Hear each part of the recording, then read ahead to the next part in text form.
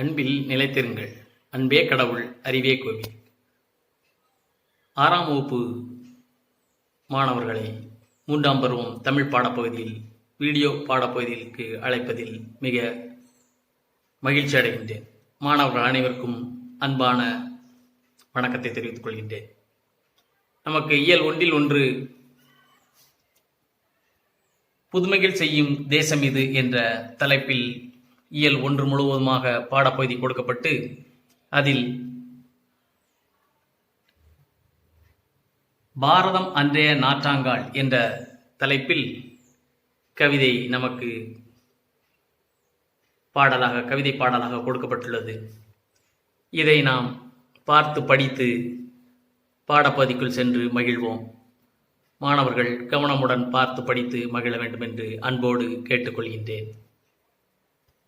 அன்புக்குரிய மாணவர்களே, இந்த பாடப்பகுதி படித்தனுடைய நோக்கங்கள் என்ன என்பது இந்திய நாட்டினுடைய சிறப்புகளை, நம் இந்திய நாட்டினுடைய சிறப்புகள் பெருமைகளை பற்றி நாம் அறிந்து கொள்வது மற்றும் வாழ்வில் எளிமையின் சிறப்பை உணர்தல். எளிமையாக வாழ்வது, அது வாழ்வதனுடைய சிறப்பு என்ன, எளிமையாக வாழ்ந்து காட்டியவர்களை நமக்கு உதாரணமாக கொடுக்கப்பட்டுள்ளது. அப்படிப்பட்ட பெரியவர்களை பற்றியும் இந்த பாடப்பகுதிகளை நாம் உணர்ந்து கொள்கின்றோம். சமூக மாற்றத்தில் காந்தியினுடைய பங்கினை தெரிந்து கொள்ளுதல், அதாவது சமூக மாற்றத்தில் காந்தியடிகளுடைய பங்குகள் என்ன என்பதை இந்த இயல் 1 கொடுக்கப்பட்டுள்ள 1, 1, 2, 3, 4 என்ற அனைத்து பகுதிகளும் நமக்கு விளக்குகின்றன. விடுதலை போராட்டத்தில் பெண்களுடைய பங்கினை பற்றி அறிந்து கொள்ளுதல், பெண்களுடைய பங்கு என்ன என்பதை பற்றியும் வருகின்ற பாடப்பகுதியின் தொடர்ச்சியாக படிப்போம். அதற்கு அடுத்ததாக இலக்கண பகுதியாக சொற்களினுடைய வகைகளை, என்னென்ன சொற்கள் உள்ளன என்பதை நாம் அறிந்து கொள்வோம்.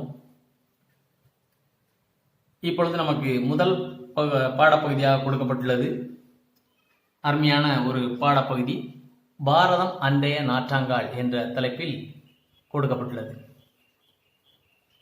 நம்முடைய பாரதம் பூமியினுடைய கிழக்கு வாசலாக திகழ்கின்றது. இந்த உலகத்தில்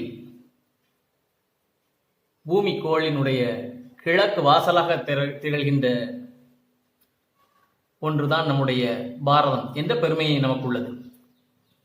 திருக்குறளை ஆடையாக உடுத்தி பெருமையை நமக்கு கொடுக்கிறது.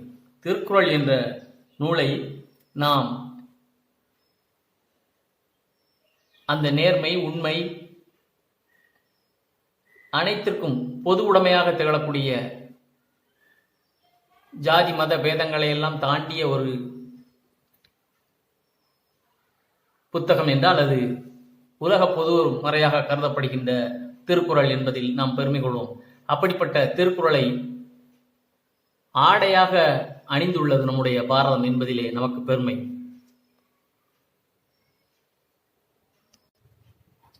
அதற்கு அடுத்தாற்போல் உண்மையை, அதாவது உண்மையை போற்றக்கூடிய நம்முடைய இந்திய தாய்க்கு மெய் உணர்வாக மேலாடையாக விளங்குகின்றது. உண்மை, நம்முடைய பாரதம் உண்மையை போற்றக்கூடிய நம்முடைய இந்திய தாய்க்கு மெய்யுணர்வே மேலாடையாக, உடுத்தக்கூடிய ஆடையாக திகழ்கின்றது. அதற்கடுத்ததாக காளிதாசருடைய பாடலை நமக்கு உதாரணமாக கொடுக்கப்பட்டுள்ள காளிதாசருடைய பாடல்கள் இனிமையான அவருடைய பாடல்கள் காவிரி கரை வரை எதிரொலிக்கின்றன. அவருடைய பாடல்கள் காவிரியுடைய கரை வரை எதிரொலித்து நம்மை மகிழ்விக்கின்றது. கம்பரனுடைய அமுதம் மிகுந்த கவிதைகள், கவிதைகளுடைய வரிகள் கங்கை ஆற்றின் அலைகள் இசையமைக்கின்றன. அவருடைய வரிகளுக்கு கங்கை ஆற்றினுடைய அலைகள் நமக்கு இசையமைக்கின்றன. காளிதாசரின் பாடல்கள், அவருடைய இனிமையான பாடல்கள் காவிரி கரை வரை எதிரொலிக்கின்றன. கம்பருடைய அமுதம் போன்ற கவிதை வரிகளுக்கு, அவருடைய கம்பருடைய கவிதைகளுக்கு கங்கை ஆற்றினுடைய அலைகள் இசையமைக்கின்றன. அதற்கடுத்ததாக குமரியும் காஷ்மீரையும் அதனுடைய பெருமையை எவ்வாறு கூறியிருக்கிறார்கள் என்றால், குமரி முனை என்று அழைக்கப்படுகின்ற அந்த கன்னியாகுமரியில் குமரி முனையாகிய கன்னியின் அந்த பெண்ணுடைய கூந்தலுக்காக காஷ்மீரத்தில் இருந்து மலர்கள் எடுத்து வரப்பட்டு மாலையாக தொடுக்கப்பட்டுள்ளன. குமரி என்ற அந்த பெண்ணுக்கு காஷ்மீரத்தில் உள்ள தோட்டத்திலிருந்து மலர்கள் எடுத்து வரப்பட்டு மாலையாக தொடுக்கப்பட்டுள்ளன என்று குமரியும் காஷ்மீரத்தையும், கங்கை குமரி முதல் கன்னியாகுமரி முதல் காஷ்மீர் வரை என்று நம்முடைய எல்லையாக உள்ள இரண்டு குமரி கன்னியாகுமரியும் காஷ்மீரத்தையும் பெருமையாக இந்த பாடல் கூறப்பட்டுள்ளது. பொற்காலமாக கூறப்பட்டுள்ளது. எது பொற்காலம் என்று பார்க்கும் பொழுது, எது பொற்காலம் நமக்கு இந்த பாடல்களில் சொல்லி இருக்கிறார்கள் என்றால், அதாவது என்ன பொற்காலம் என்பது பார்க்கும் பொழுது, புல்வெளிகள் எல்லாம் நன்கு விளைந்து நன்கு வளர்ந்து செழிப்புற்று பூக்களாக மலர்ந்து அழகிய பூக்களை கொடுத்து நமக்கு பொற்காலமாக புன்னகை பொறிக்கின்றன என்று பொற்காலம் என்று கூறப்பட்டுள்ளது. அதற்கடுத்தாற் போல காவிய கலைக்கூடமாக பாரதம் காட்சியளிக்கிறது என்றால் அதை நாம் கண்டிப்பாக மறுக்க முடியாது. கல்லில் செதுக்கிய சிற்பங்கள், நம் பாரத நாட்டில் காணப்படுகின்ற சிற்பங்கள் அனைத்தும் எவ்வாறாக கலை கூடமாக, நம்முடைய கலைத்தாய் இருக்கும் இடமாக கலைக்கூடமாக நமக்கு விளங்குகிறது என்றால் அதுவும் நமக்கு பெருமையை தருகின்றது. அடுத்ததாக அமுத சுரபியை உதாரணமாக கொடுக்கப்பட்டுள்ள. அமுத சுரபி என்றால் என்ன? அள்ள அள்ள அந்த பாத்திரத்திலிருந்து உணவு வந்து கொண்டே இருக்கும். எடுக்க எடுக்க உணவு குறையவே செய்யாது. அப்படிப்பட்ட பாத்திரமாக நம்முடைய பாரதம் திகழ்கிறதாக குறிப்பிடப்படுகிறது. கைத்தடி என்று குறிப்பிட்டால், கைத்தடி வைத்திருந்தாலே நமக்கு ஞாபகம் வருவது காந்தியடிகள் தான். அது கைத்தடி என்று எதற்காக குறிப்பிடப்பட்டுள்ளது என்றால், அறத்தினுடைய ஊன்றுகோல், அறம், அந்த அறத்தினுடைய ஊன்றுகோலாக காந்தியடியுடைய அகிம்சை என்னும் ஆயுதமாகத்தான் அந்த கைத்தடி நமக்கு கொடுக்கப்பட்டுள்ளது. ஆக இவ்வளவு பெருமைமிக்க நம்முடைய பாரதத்தை நாம் இந்த பாடல் மூலமாக அறிந்து கொள்வோம். பாரதம் அன்றைய நாற்றாங்கால் என்ற பாடலுக்குள் இப்பொழுது செல்வோம். இந்த பாடலுடைய ஆசிரியர் என்று எடுத்துக்கொண்டால் மிக அற்புதமான ஒரு ஆசிரியர். ராதாகிருஷ்ணன் என்பது இவருடைய இயற்பியர். கவிஞாயிறு என்ற அடைமொழி பெற்றவர். புதிய விடியல்கள், இதயங்கள் கிழக்கு, விரல் நுனி, வெளிச்சங்கள் முதலான நூல்களை இவர் இயற்றியிருக்கிறார். இந்த பாடல் தாராபதியின் கவிதைகள் என்னும் தொகுப்பில் இடம்பெற்றுள்ளது. இவருடைய அற்புதமான பாடல்களிலிருந்து நமக்கு இந்த பாடப்பகுதியாக பாடல் பகுதியாக கொடுக்கப்பட்டுள்ளது. இப்பொழுது பாடத்திற்குள் செல்வோம் அன்பு மாணவர்களே. இயல் 1 கவிதை பேழை, பாரதம் அன்றைய நாற்றாங்கால். நமது நாடு வளம் பொருந்தியது. இங்கு இயற்கை வளங்கள் மட்டுமின்றி இலக்கிய வளங்களும் மிகுந்து இருந்தன. வேற்றுமையில் ஒற்றுமை கொண்டதுதான் நமது நாடு. இமயம் முதல் குமரி வரை வாழும் இந்தியர்கள் அனைவரும் உணவு, உடை, மொழி, நாகரிகம் ஆகியவற்றால் வேறுபட்டு இருந்தாலும் உணர்வால் ஒன்றுபட்டவர்களே. தேசிய ஒருமைப்பாட்டை போற்றும் பாடலை அறிவோம் வாருங்கள் என்று பாடப்பகுதிக்குள் முன்பதாக நமக்கு கொடுக்கப்பட்டுள்ளது. நமது நாடு வளம் பொருந்தியது என்பது நம் அனைவரும் அறிந்தது. இன்று நம் தேசம் எவ்வாறு காணப்படுகின்ற வளம் அவ்வளவு சொல்ல முடியாது. இயற்கை வளங்கள்லாம் இல்லை, ஒண்ணுமே இல்லை, எல்லாமே பறிக்கப்பட்டு விட்டது. அப்படிப்பட்ட இயற்கை வளங்கள் மட்டுமன்றி இலக்கிய வளங்களும், இலக்கியத்தில் சிறந்து விளங்கிய நாடு நம் நாடு. வேற்றுமையில் ஒற்றுமையை கொண்டது. வேற்றுமை என்றால் என்ன? வெவ்வேறு மொழி பேசுபவர்களாக இருப்பார்கள், வெவ்வேறு மாநிலத்தவராக இருப்பார்கள். இப்படி வெவ்வேறு பிரிவினராக இருப்பார்கள். எவ்வளவுதான் இருந்தாலும் அனைவரும் ஒற்றுமையுடன் வாழக்கூடிய நாடு. வேற்றுமையில் ஒற்றுமை என்பதுதான் நம்முடைய நாட்டின் மிக பெருமையான ஒரு விஷயம். இமய முதல் குமரி வரை வாழும் இந்தியர்கள் அனைவரும், அதாவது இமயமலை முதல் கன்னியாகுமரி வரை வாழக்கூடிய நம் இந்திய தாயின் பிள்ளைகள் அனைவரும் சாப்பிடக்கூடிய உணவு, உடுத்தக்கூடிய உடை, பேசும் மொழி, நம்முடைய பண்பாடு, நாகரிகங்கள் ஆகியவற்றால் வெவ்வேறுபட்டு இருந்தாலும் கூட இந்தியன் என்று சொல்லு வரும் பொழுது, இந்தியா என்று வந்தால் அனைவரும் உணர்வால் ஒன்றுபட்டவர்களாக திகழ்வோம். நம்மளுக்குள் மாநில பிரிவுகள் இருக்கலாம், மத பிரிவுகள் இருக்கலாம், கிறிஸ்தவர், முஸ்லீம், இந்து என்று ஜாதி பிரிவுகள் இருக்கலாம், மொழி பேசக்கூடிய அந்த பிரிவுகள் இருக்கலாம். ஆனால் என்னதான் வேறுபட்டு இருந்தாலும் இந்தியா என்று வரும்பொழுது அனைவரும் ஒற்றுமையுடன், ஒற்றுமையை காட்டும் அளவிற்கு மிக ஒற்றுமையோடு செயல்படக்கூடிய நாடுதான் நம்முடைய இந்திய நாடு. அந்த இந்திய நாட்டினுடைய தேசிய ஒருமைப்பாடை போற்றும் பாடலாக இந்த பாடல் அமைந்துள்ளது. பாடலுக்குள் செல்வோம். பாடல்: புதுமைகள் செய்த தேசம் இது, பூமியின் கிழக்கு வாசல் இது. புதுமைகள், பல புதுமையான பல வல்ல செயல்களை செய்த தேசம் நம் தேசம், இந்திய தேசம். பூமியினுடைய கிழக்கு வாசலாக திகழ்கின்றது. பூமிக்கு வாசல் இருக்கிறது என்றால் ஒவ்வொரு திசையில் இருந்தாலும் அதனுடைய கிழக்கு வாசல் நம்முடைய இந்தியா, பாரதம் என்றால் அது மிக மகிழ்ச்சி நமக்கு அளிக்கின்றது. தெய்வ வள்ளுவன் நெய்த குரல்தான் தேசம் உடுத்திய நூலாடை.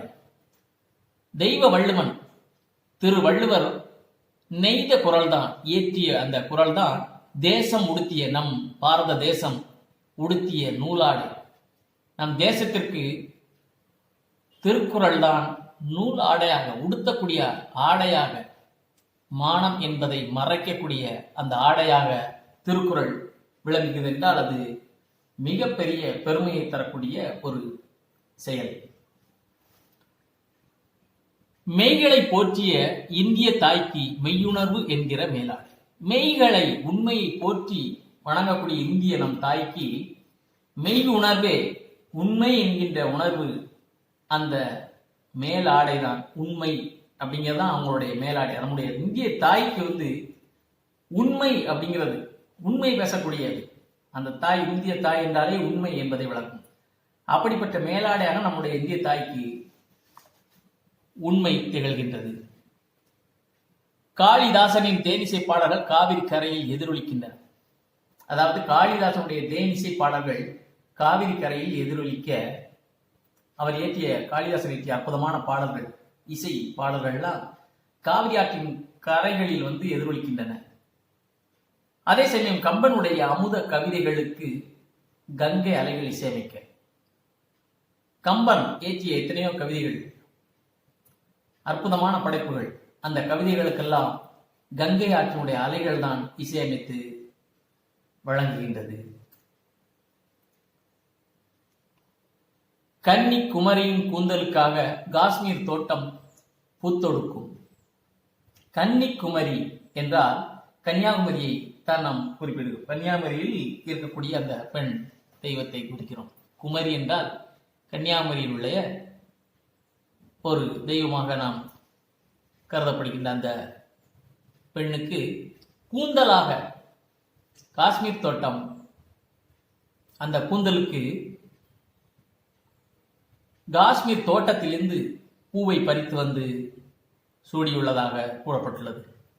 மேற்கு மலைகள் நதிகளை அனுப்பி கிழக்கு கரையின் நலம் கேட்கும். மேற்கு தொடர்ச்சியினுடைய மலைகளில் இருந்து வரக்கூடிய நதிகள், பாயக்கூடிய ஆறுகள், அங்கிருந்து வரக்கூடியவை எல்லாம் கிழக்கு கரையில் நலம் கேட்கும்.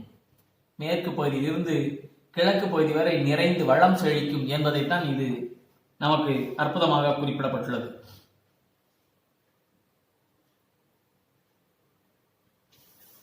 மேற்கிலிருந்து விளைந்து கிழக்கு வரை நன்மையை விளைவிக்கின்றது என்பதாக பொருள் கூறப்பட்டுள்ளது. புல்வெளி எல்லாம் பூக்காடாகி புன்னகை செய்த பொற்காலம். இருக்கின்ற அந்த புல்வெளி பகுதிகளெல்லாம் பூக்களாகி புன்னகை செய்து ஆர்ப்பரித்து மகிழ்வுடன் மகிழ்ந்த பொற்காலமாக திகழ்கின்ற காலம். கல்லை கூட காவியமாக்கி கட்டி நிறுத்திய கலைக்கூடம். சிற்பங்கள் நம்முடைய பாரத நாட்டினுடைய மிகப்பெரிய பெருமை மிக்கது சிற்பக்கலை. அந்த சிற்பங்கள் எல்லாம் கல்லை செதுக்கி காவியமாக்கி இந்த அளவும் போற்றப்படுகின்ற கூடிய அளவுக்கு காவியமாக அவற்றை கட்டி நிறுத்திய கலைக்கூடம் நம் பாரத தேசம். அன்னை நாட்டின் அமுத சுரபியில் அந்நிய நாடுகள் பசிதீர. அன்னை தாய் நாட்டினுடைய அமுத சுரபி எடுக்கெடுக்க குறையாத அள்ளள்ள குறையாத பாத்திரமாக அமுத சுரபியானது அந்நிய நாடுகள், பிற நாடுகளுக்கு, நமது அண்டை நாடுகளுக்கு, நாட்டு மக்களுக்கு பசியை தீர்த்து வைப்பதற்காக நாம் நாடு எவ்வளவோ உதவியாக உள்ளது. அதுபோல் அண்ணல் காந்தியினுடைய சின்ன கைத்தடி அறத்தின் ஊன்றுகோலாக நம்முடைய காந்தியடிகளுடைய கைத்தடி, கையில் வைத்திருக்கக்கூடிய காந்தியடிகளுடைய அந்த கைத்தடியானது அறத்திற்கு எடுத்துக்காட்டாக, அறத்திற்கு ஒரு சின்னமாக திகழ்கிறது என்றால் அது மிகவும் பெருமை மிகுந்த ஒரு பெருமைக்கான நாம் பெருமை கொள்ளக்கூடிய ஒரு முக்கியமான அம்சமாகும். அண்ணல் காந்தியுடைய அந்த சின்ன கைத்தடி அறத்தினுடைய தர்மத்தினுடைய ஊன்றுகோலாக திகழ்கின்றது. புதுமைகள் செய்த தேசம் இது, பூமியின் கிழக்கு வாசல் இது என்று பாடல் அற்புதமாக நமக்கு கொடுக்கப்பட்டுள்ளது. பாடப்பகுதியில் போகும் முன் பாடலுடைய அந்த பாடல் வரிகளை ராகமாக பாட முயற்சிப்போம். மாணவர்களே, பாடலை ராகத்துடன் பாடுவோம். நீங்களும் உங்களுக்கு தெரிந்த ராகத்தில் பாடலாம். புதுமைகள் செய்த தேசம் இது, பூமியின் கிழக்கு வாசல் இது. புதுமைகள் செய்த தேசம் இது, பூமியின் கிழக்கு வாசல் இது. தெய்வ வள்ளுவன் நெய்த குரல்தான் தேசம் உடுத்திய நூலாடை. தெய்வ வள்ளுவன் நெய்த குரல்தான் தேசம் உடுத்திய நூலாடை. மெய்களை போற்றிய இந்திய தாய்க்கு மெய்யுணர்வு என்கின்ற மேலாடை. மெய்களை போற்றிய இந்திய தாய்க்கு மெய்யுணர்வு என்கிற மேலாடை. புதுமைகள் செய்த தேசம் இது, பூமியின் கிழக்கு வாசல் இது. புதுமைகள் செய்த தேசம் இது, பூமியின் கிழக்கு வாசல் இது. காளிதாசனின் தேனிசை பாடல்கள் காவிரி கரையில் எதிரொலிக்க. காளிதாசனின் தேனிசை பாடல்கள் காவிரி கரையில் எதிரொலிக்க. கம்பனின் அமுத கவிதைகளுக்கு கங்கை அலைகள் இசையமைக்க. கம்பனின் அமுத கவிதைகளுக்கு கங்கை அலைகள் இசையமைக்க. புதுமைகள் செய்த தேசம் இது, பூமியின் கிழக்கு வாசல் இது. புதுமைகள் செய்த தேசம் இது, பூமியின் கிழக்கு வாசல் இது. கன்னிக்குமரியின் கூந்தலுக்கு காஷ்மீர் தோட்டம் பூத்தொடுக்கும். கன்னிக்குமரியின் கூந்தலுக்காக காஷ்மீர் தோட்டம் பூத்தொடுக்கும். மேற்கு மலைகள் நதிகளை அனுப்பி கிழக்கு கரையின் நலம் கேட்கும். மேற்கு மலைகள் நதிகளை அனுப்பி கிழக்கு கரையின் நலம் கேட்கும். புதுமைகள் செய்த தேசம் இது, பூமியின் கிழக்கு வாசல் இது. புல்வெளியெல்லாம் பூக்காடாகி புன்னகை செய்த பொற்காலம். புல்வெளியெல்லாம் பூக்காடாகி புன்னகை செய்த பொற்காலம். கல்லை கூட காவியமாக்கி கட்டி நிறுத்திய கலைக்கூடம். கல்லை கூட காவியமாக்கி கட்டி நிறுத்திய கலைக்கூடம். புதுமைகள் செய்த தேசம் இது, பூமியின் கிழக்கு வாசல் இது. புதுமைகள் செய்த தேசம் இது, பூமியின் கிழக்கு வாசல் இது. அன்னை நாட்டின் அமுத சுரபியில் அந்நிய நாடுகள் பசிதீர. அன்னை நாட்டின் அமுத சுரபியில் அந்நிய நாடுகள் பசிதீர.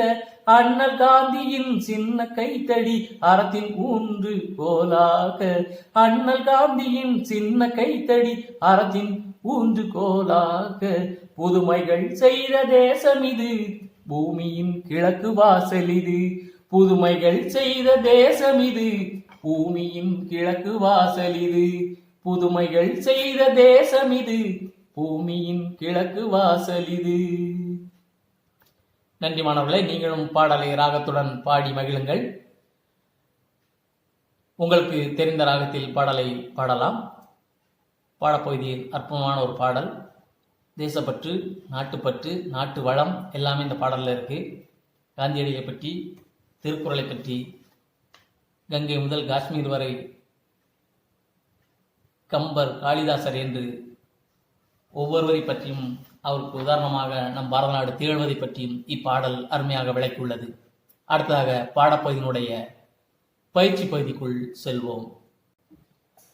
சொல்லும் பொருளும் பாடப்பகுதியுடைய பொருள் கொடுக்கப்பட்டுள்ளது. மெய் என்றால் உண்மை, தேசம் என்றால் நாடு. மெய் உண்மை, தேசம் என்பது நாடு என்று நமக்கு பொருள் இரண்டு கொடுக்கப்பட்டுள்ளது. அடுத்து பாடனுடைய பொருள் என்ன என்பதை அப்படியே நாம் பார்ப்போம். பூமியின் கிழக்கு வாசலாக திகழும் நமது இந்திய நாடு பல புதுமைகளை செய்த நம் நாடு. திருக்குறள் நமது நாடு அணிந்திருக்கும் ஆடையாக விளங்குகின்றது.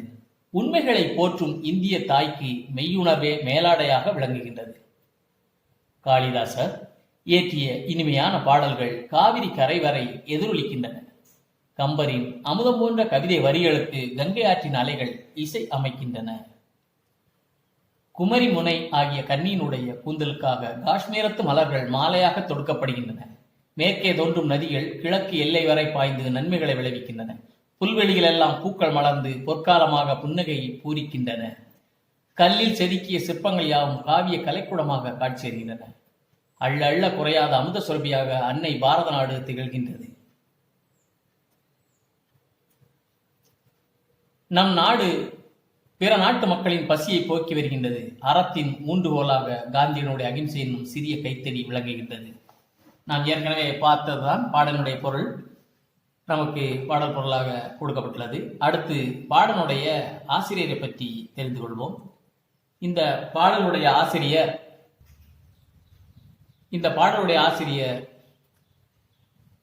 ராதாகிருஷ்ணன்,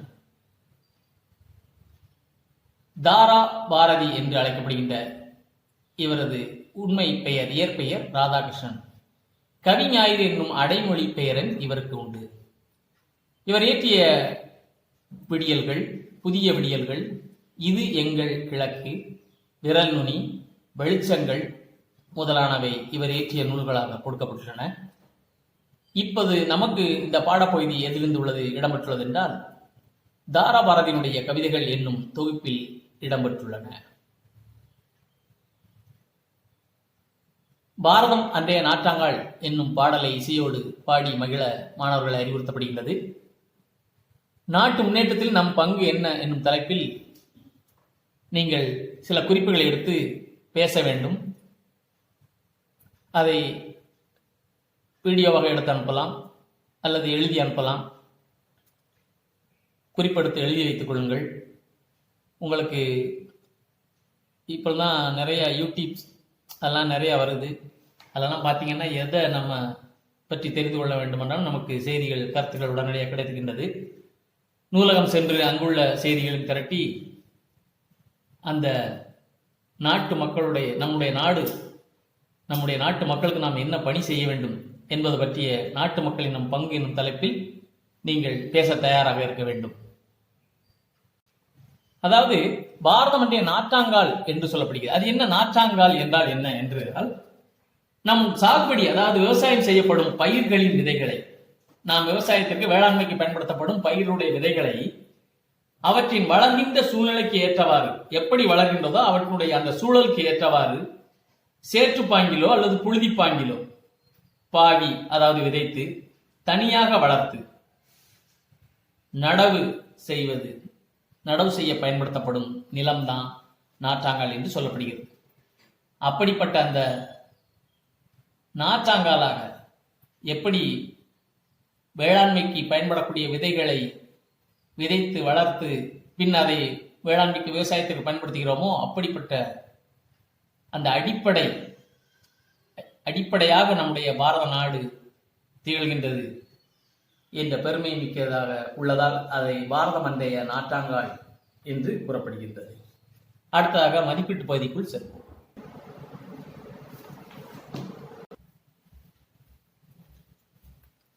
சரியான விடையை தேர்ந்தெடுத்து எழுதுக. 1. தேசம் உடுத்திய நூலாடை என கவிஞர் குறிப்பிடும் நூல் எது?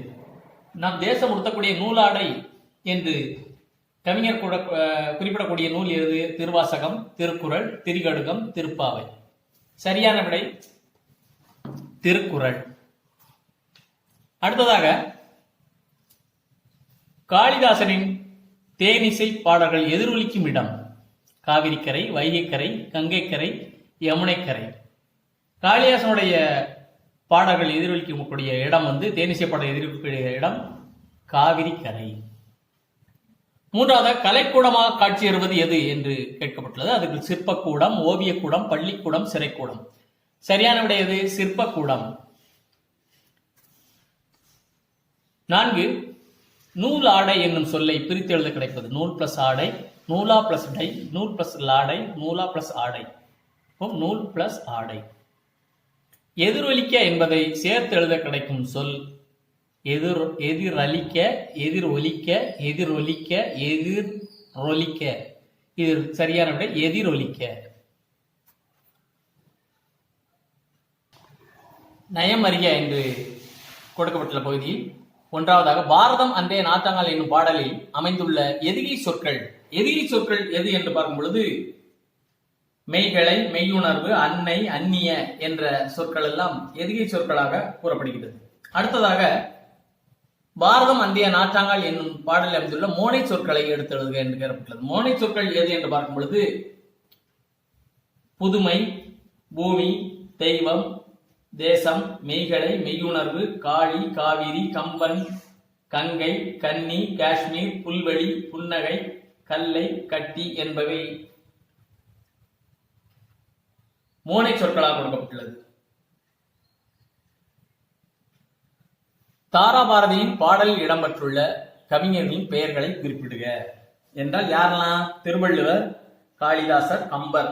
இந்த மூவர் தான் இந்த பாடலில் இடம்பெற்றுள்ள கவிஞர்களாக நமக்கு கொடுக்கப்பட்டுள்ளது.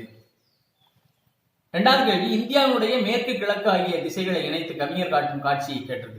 எப்படி கொடுக்கப்பட்டுள்ளது? இந்தியாவுடைய மேற்கு திசையில் தோன்றிய நதிகள் அனைத்தும் கிழக்கு எல்லை வரை பாய்ந்து நன்மைகளை விளைவிக்கின்றன என்று கூறப்பட்டுள்ளது. மேற்கிலிருந்து கிழக்கு வரை அதை இணைப்பதை மேற்கு திசையிலிருந்து கிழக்கு திசையாக, அதாவது மேற்கு மலைத்தொடரிலிருந்து வரக்கூடிய அந்த நதிகள் எல்லாம் கிழக்கு எல்லை வரை பாய்ந்து நன்மைகளை விளைக்கின்றன என்று கவிஞர் காட்சியாக குறிப்பிடுகின்றார். அடுத்ததாக சிந்தனை வேணாம். நம் நாட்டின் முன்னேற்றத்திற்கு மாணவர்கள் செய்ய வேண்டியதை பற்றி கேட்டிருக்கு. எவ்வளவோ செய்யலாம், மாணவன் நீங்க சொந்தமாக எழுதலாம். நம் நாட்டின் முன்னேற்றத்திற்கு மாணவர்கள் செய்ய வேண்டியது என்னன்னா, இந்த நம்ம மாணவர்கள் நாளை இந்தியாவுடைய மன்னர்கள், நம் நாட்டை தாங்கும் தூண்கள் என்று நாம் கூறிக்கொண்டே இருந்தால் மட்டும் போதாது. அதனை உண்மைப்படுத்த, மெய்ப்படுத்த மாணவ சமுதாயம் நீங்கள் முன்வர வேண்டும். இந்தியாவின் வளர்ச்சியை மாணவனுடைய கையில் தான் உள்ளது. மான் பிளஸ் அவன், மாணவன். மான் என்றால் பெருமை மிக்கவர்கள், நீங்கள் எல்லாம் பெருமை மிக்கவர்கள். அதனால்தான் மான் பிளஸ் அவர்கள், பெருமை மிக்க அவர்கள் உங்களை மாணவர்கள் என்று நாங்க சொல்றோம். இந்த பருவத்தினரை ஊக்கப்படுத்தி வருகின்றோம். மாணவருடைய ஊக்கத்தில் வருங்கால இந்தியாவுடைய வளமை அடைகிறது. இன்றைய மாணவர்கள் நாளைய பெரிய சமுதாயமாக வரக்கூடிய, திகழக்கூடிய, பாரதத்தை மாற்றக்கூடிய அளவிற்கு ஒரு வலுப்படைத்த, வலிமை படைத்தவர்களாக திகழ்கின்றவர்கள். மண்ணை குலைத்தால்தான் நாம் விரும்பிய வண்ணம் மட்பாண்டங்கள் செய்ய முடியும். கல்லை ஒளியை செதுக்கினால்தான் அழகான சிலை உருவாகும். அவற்றை போலதான் மாணவர்களை செம்மைப்படுத்த மாணவர்களை தீட்ட நம் நாடு வளரும். பூகோள படத்தில் இந்திய வரைபடம் வரையும் போது எந்த மாநிலங்களில் எந்தெந்த நதிகள் பாய்கின்றன, அவற்றிலிருந்து பிரியும் கிளை நதிகள் யாவை, அவற்றினால் பயனடையும் நிலப்பரப்பு எது, நம் நாட்டில் விளையும் பயிர்கள் என்ன போன்ற பல விவரங்களை நாம் அறிந்து வைத்திருக்க வேண்டும். மாணவ பருவத்தில் இவற்றையெல்லாம் அறிந்தால்தான் எதிர்காலத்தில் நாட்டை பற்றிய விழிப்புணர்வு அந்த மாணவனிடத்தில் தோன்றும். ஒவ்வொரு மாணவனும் படித்த இளைஞனும் தன்னுடைய ஓய்வு நேரத்தில் முதலில் தன்னுடைய குடும்பத்தை உயர்த்த நிலைக்கு கொண்டு வருவதற்கு பாடுபட வேண்டும். நாட்டை நல்வழிப்படுத்த வேண்டும். மேம்பாட்டு மேம்பட்ட நிலைக்கு உயர்த்தவும் மாணவருடைய மகத்தான பொறுப்பே முதலிடத்தில் உள்ளது. அரசியல்வாதி கையில் அல்ல, ஆன்மீகவாதி கையில் அல்ல நம் நாடு முன்னேறுவது. மாணவர்களாகிய உங்கள் கையில் தான் இருக்கிறது. படித்து விட்டோம், வேலைக்கு போகிறோம், வருவாய் பெற்றோரிடம் கொடுத்தோம் என்று மட்டும் நீங்க நினைக்கக்கூடாது. அதுபோக வீட்டு வேலைகளை செய்தல், கிராமப்புற இளைஞர்கள் காலை மாலை வேளையில் வயலுக்கு சென்று தந்தைக்கு உதவுதல், அதாவது வீட்டில் என்ன தொழில் பார்க்கறாங்களோ அந்த தந்தைக்கு உதவி செய்யணும் போன்ற பணிகள் எல்லாம் செஞ்சீங்கன்னா ஒவ்வொரு மாணவனும் இதை கடைபிடித்தால் நாடு கண்டிப்பாக முன்னேறும், வல்லரசு நாடாகும். மனித நேயம் வளர மாணவர்கள் பாடுபடுதல் மிக மிக அவசியம். மனித நேயம் ரொம்ப முக்கியம். ஒவ்வொரு மாணவருக்கும் சமூக தொண்டுகளில் பெயர்க்காம் புகழுக்காம் இல்லாமல் ஆர்வத்துடன் முழு ஈடுபாட்டோடு செய்ய வேண்டும். ஏழை எளியவர்களுக்கு உதவி செய்வதில் மாணவர்கள் தங்களை ஈடுபடுத்திக் கொள்ள வேண்டும். இந்த வயதில் நீங்க செஞ்சீங்கன்னா தான் பின்னால் வளர வளர ஒரு சமுதாயத்தில் மாற்றத்தை ஏற்படுத்தலாம். பாரதத்தில் ஒரு மாற்றத்தை ஏற்படுத்துங்கள். வலிமை மிக்க பாரதத்தையும் வளமிக்க பாரதத்தையும் மாணவ செல்வங்களாகிய நீங்கள் உருவாக்க வேண்டும். வல்லரசு நாடாக்க வேண்டும். வளர்ந்துவிட்ட நாடாக இருக்க, இன்னும் வளர்ந்து கொண்ட நாடாகவே நாம் இருக்கக்கூடாது. வளர்ந்துவிட்ட நாடு வரிசையில் நாம் இடம்பெற வேண்டும் என்பதை மாணவர்களை உங்களுக்கு கூறிக்கொண்டு இந்த பாடப்பகுதியை முடிக்கிறேன். அன்பு மாணவர்களே, நீங்க இந்த பாடத்தினுடைய பாடப்பகுதியெல்லாம் நன்கு கவனிச்சுப்பீங்கன்னு நினைக்கிறேன்.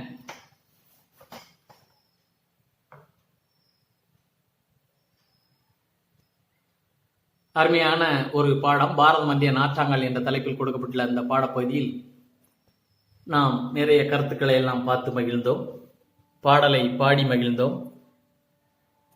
நீங்களும் பாடலெல்லாம் பாடி மிகவும் மகிழ்ச்சியோடு இருக்க மாணவ செல்வங்களாய் உங்களை அன்போடு கேட்டுக்கொண்டு இப்பாட வேலையை முடித்து அடுத்த பாடத்தில் சந்திப்போம் என்று மகிழ்ச்சியுடன் கூறிக்கொள்கிறேன். மாணவர்கள் ஒவ்வொரு பாடப்பகுதியினுடைய பயிற்சிகளையும் பாட நோட்டில் எழுதி என்னுடைய வாட்ஸ்அப் எண்ணிற்கோ அல்லது கொடுக்கப்பட்டுள்ள ஜெராக்ஸுகளை பயன்படுத்தி அழகாக எழுதி ஒப்படைக்க வேண்டும் என்று உங்களை அன்போடு கேட்டுக்கொண்டு விடைபெறுகிறேன். நன்றி, வணக்கம்.